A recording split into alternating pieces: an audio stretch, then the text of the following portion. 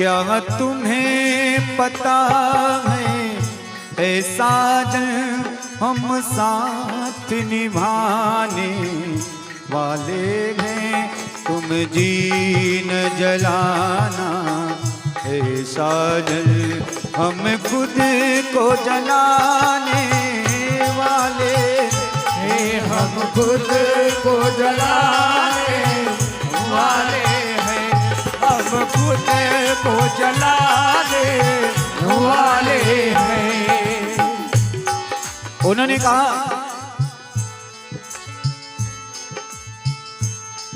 तुम दास हो भोले शंकर के, मैं तेरे चरण की दासी हूँ। तुम भक्ति भाव के प्यासे हो, मैं प्रेम सुधा की प्यासी हूँ। मैं प्रेम सुधा की प्यासी हूँ, मैं प्रेम सुधा की प्यासी हूँ।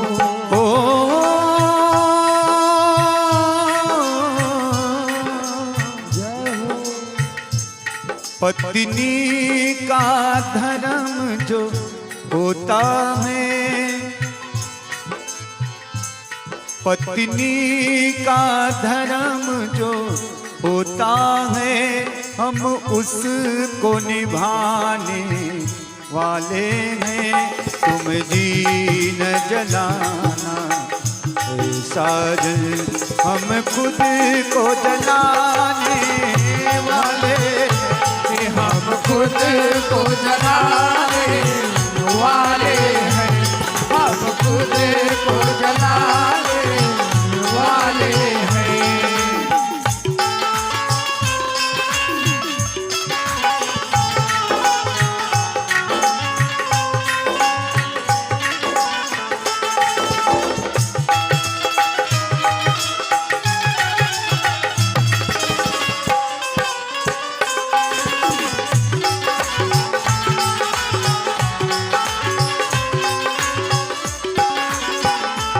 और उन्होंने कहा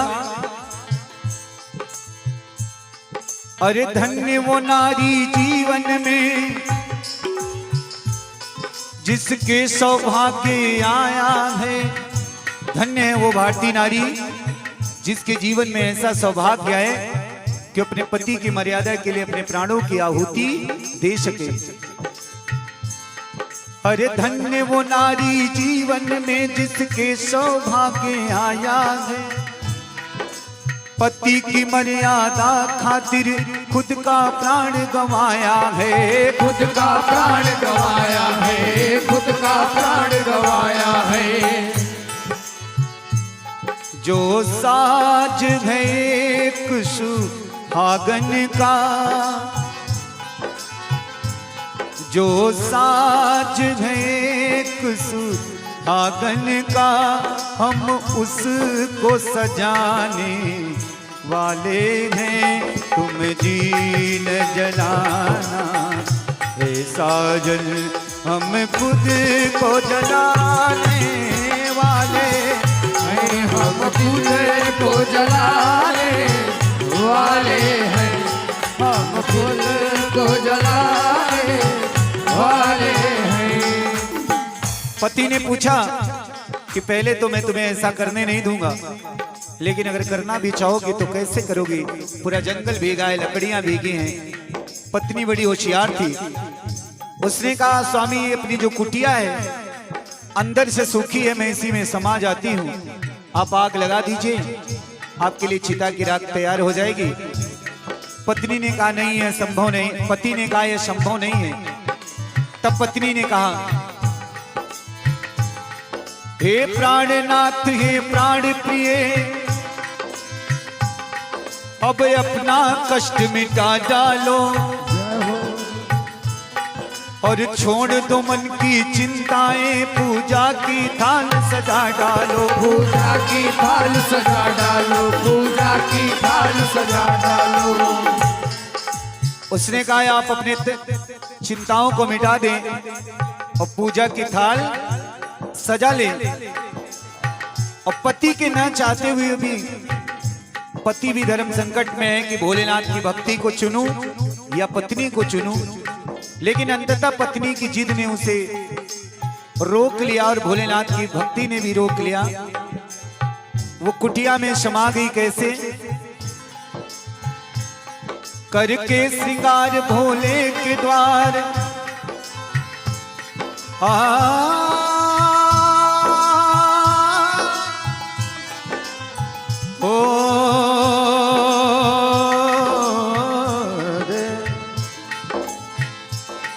करके श्रृंगार भोले के द्वार वो कुटिया बीच समाई है। आंखों में लिए आंसू की धार तब पति ने आग लगाई है। तब पति ने आग लगाई है। तब पति ने आग लगाई है। रोते रोते पति ने आग लगा दिया उस कुटिया में। आगे सुनिए फिर भोले क्या करामात दिखाने वाले हैं। तुम जीन जलाना है साजन हम खुद को जलाने वाले हैं। हम खुद को जलाने वाले हैं।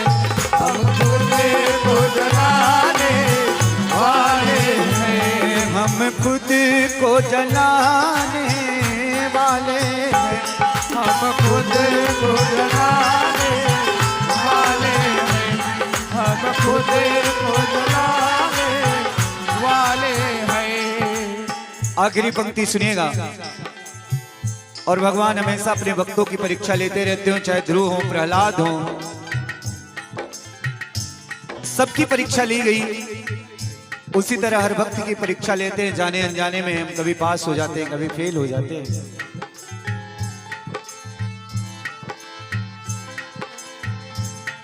जल गई वो जल के राख हुई, जल गई जल गई। एक परम सुहागन भारतीय नारी जल गई। जल गई वो जल के राख हुई, भोले को उसने चढ़ाया है।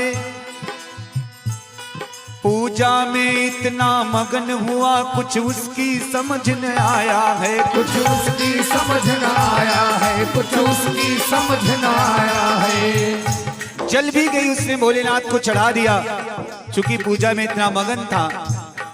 लेकिन पूजा के बाद उसका एक और नियम था कि प्रसाद के लिए सबसे पहले अपनी पत्नी को बुलाता था और भाव से बुलाता था। बुलाना या कोई भी काम कई भाव से किए जाते हैं। और जैसे ही भोलेनाथ का सुमिरन करके उसने भाव से अपनी पत्नी को आवाज लगाया, सिमली उसकी पत्नी का नाम था। पुराणों में ऐसा लिखा गया कि सिमली आके प्रसाद लो, तो देखता है क्या इसकी कुटिया ज्यों की त्यों वो हंसती हुई कुटिया के बाहर आ रही है। तो एक बार प्रेम से बोलिए भगवान भोलेनाथ की जय हो। कोई मार सकेगा उसको क्या, भगवान बचाने वाले। वो भी भोलेनाथ जैसे भगवान। कोई मार सकेगा उसको क्या, भगवान बचाने वाले हैं। तुम जीन जलाना है साजन हम खुद को जलाने वाले हैं।